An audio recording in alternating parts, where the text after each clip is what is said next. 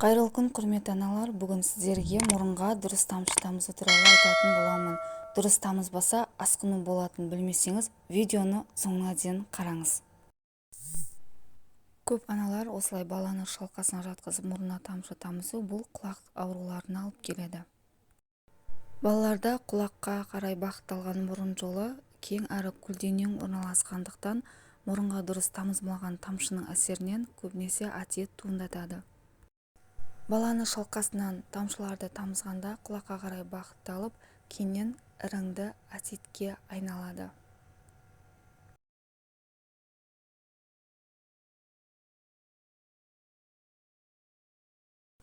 Бір жасқа дейінгі балаларға мұрнына дұрыс тамшы тамызу.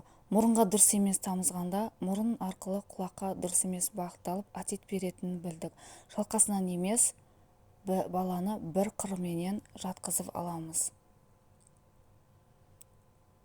Бір қырыменен жатқызып, егер оң жақ қырымен жатқызсаңыз, сізге қараған мұрын бетке тамшын тамызасыз, яғни сол мұрынына тамызып аласыз.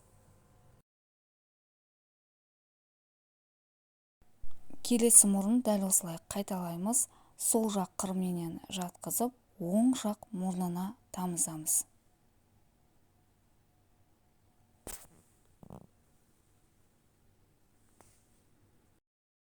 Бір жастан асқан өзі отыратын балаларға отырғызып, тамшыларды тамызу үшін, егер оң жақ мұрынға тамызу үшін иыққа қарай, яғни сол жақ иыққа қарай бағыттаймыз. Солай мұрын тамшыларын тамызамыз.